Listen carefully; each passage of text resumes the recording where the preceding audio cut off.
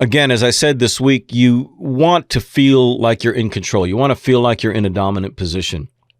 And the primary way to do that is to feel like you're in control of your head. And most people are not, and they don't put any real effort into practicing mind control. And that's something that I want to encourage you to do. Practice the control of your thought life. So meditation is something that people do to try and get control of their heads. I do believe in meditation. I believe in meditation in isolated times. I believe in meditation throughout the day. However, I don't do meditation the way a lot of people do it. And there's a reason for that. I have a whole series on meditation. You should check that out. But a lot of meditation is based on mantra. And so it's more about emptying oneself. And I'm not a huge advocate of emptying yourself. What I want to do is put the mind to more productive use. So I want to give myself content to think about.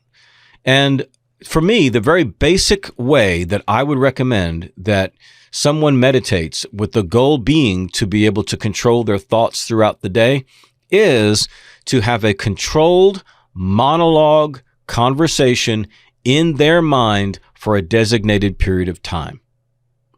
Okay, so in other words, you know what a monologue is? A monologue is, like when the speaker comes out and just says, they're not doing an interview, they're not talking to somebody else, they're just speaking to the crowd. That's a monologue, not a dialogue. Dialogue being two people, mono meaning one, a monologue.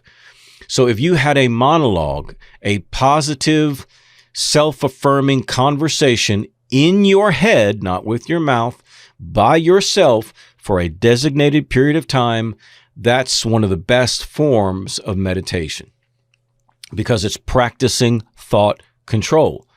So if you say, okay, for the next 15 minutes, I'm going to have a positive monologue, right? A self-affirming conversation in my head, making it as loud as I can in my head, not drifting off into thinking about what I need to get from the store, not thinking about other people or stuff in life, not veering off, but having that single monologue, that self-affirming positive monologue in your mind for a designated period of time. Again, let's say 15 minutes. A lot of people won't make it 3 minutes. So it's something you may have to build up to. So try it though. Try just to have that single monologue, that positive, self-affirming conversation. When I say self-affirming, in other words, whenever you refer to yourself, you speak in the positive sense. You are speaking affirmations, even if it means saying things that aren't exactly realities in your life right now. So you might say, I am a success in everything that I do. I do work hard. I do put in the effort. I'm not someone who's going to be brought down by life.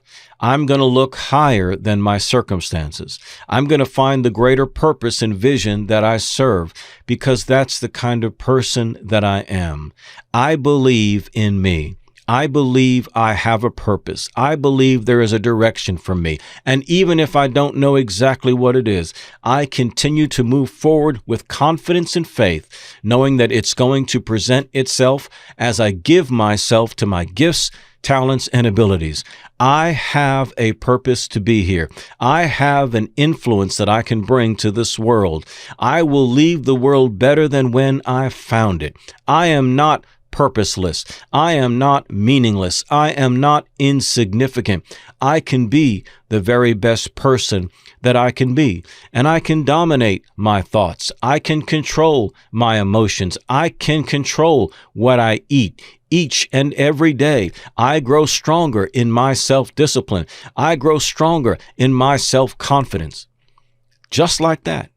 You're not saying it with your words. You're saying it in your head. Well, why is that important? Because that's where you got to learn to get control. If you did that, right, for 15 minutes, then you can do that for an hour. You can do that throughout the day.